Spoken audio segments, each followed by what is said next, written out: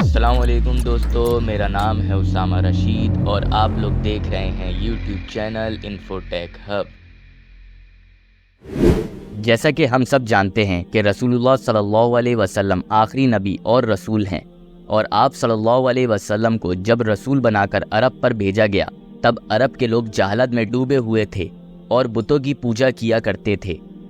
اور پھر جب اللہ تعالیٰ کی مدد سے رسول اللہ صلی اللہ علیہ وسلم نے ان کافروں پر برتری حاصل کری اور مکہ کو فتح کیا تو آپ صلی اللہ علیہ وسلم نے سب سے پہلے کعبہ میں داخل ہو کر تمام بتوں کو گرا کر توڑ دیا اور پورے مکہ سے بتوں کی پوجا کا نام و نشان مٹا دیا۔ لیکن جو کام رسول اللہ صلی اللہ علیہ وسلم نے ختم کیا تھا، آج وہی عرب کے لوگ دوبارہ سے بتوں کی پوجا کرنے کو پروموٹ کر رہے ہیں۔ جیسا کہ حال ہی میں UAE میں ہم نے دنیا کے سب سے بڑے مندر کی تعمیر دیکھی ہے، بالکل اسی طرح ایک اور واقعہ سعودیہ عرب میں دیکھنے ملا ہے کہ سعودیہ عرب کے شہزادہ محمد بن سلمان نے اپنی شکل کا ایک اسٹیچو بنوایا ہے جو کہ پورا سونے سے بنا ہوا ہے۔ کیا یہ عرب کی سرزمین پر پھر دوبارہ سے بت پرستی کا آغاز ہو رہا ہے؟ اگر ہم تاریخ کا جائزہ لیں تو دنیا میں اگر سب سے زیادہ با اثر کوئی شخصیت گزرے ہیں تو وہ رسول اللہ صلی اللہ علیہ وسلم ہیں، تو اس حساب سے سب سے زیادہ مجسمے رسول اللہ صلی اللہ علیہ وسلم کے ہونے چاہیے تھے، لیکن ایسا نہیں ہوا۔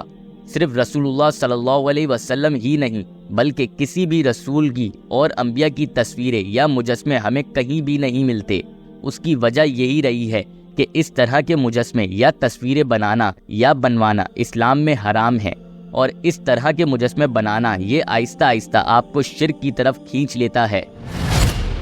جیسا کہ ہمیں قرآن کی سورہ نوح کی آیت نمبر 23 میں ملتا ہے، اور ہرگز نہ چھوڑو اپنے معبودوں کو، اور نہ چھوڑو واد اور سوا کو، اور نہ یغوث کو، اور نہ یعوق کو، اور نصر کو۔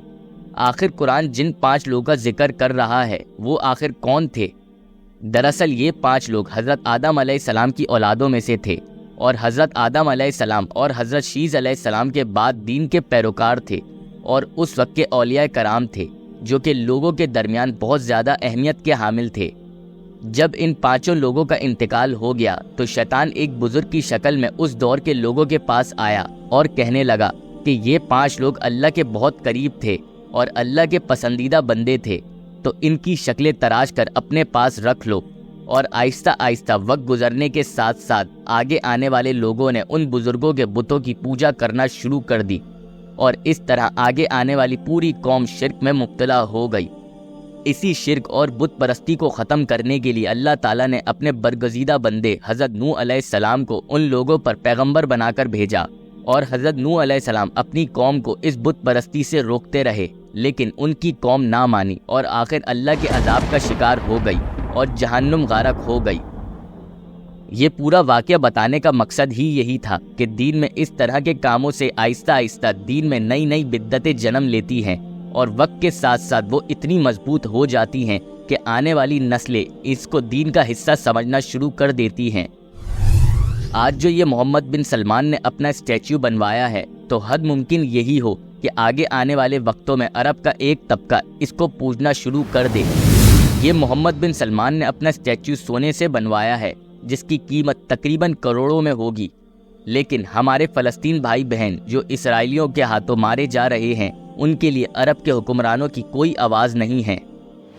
رسول اللہ صلی اللہ علیہ وسلم کی حدیث کے مطابق رسول اللہ صلی اللہ علیہ وسلم نے فرمایا کہ اسلام غربت میں شروع ہوا، اور ایک دن آئے گا کہ اسلام واپسی اسی طرح غریب ہو جائے گا جس طرح یہ شروع ہوا تھا، اور وہ سمٹ کر دونوں مسجدوں یعنی مکہ اور مدینہ کے بیچ میں آ جائے گا، جیسے سانپ سمٹ کر اپنے بل میں آ جاتا ہے۔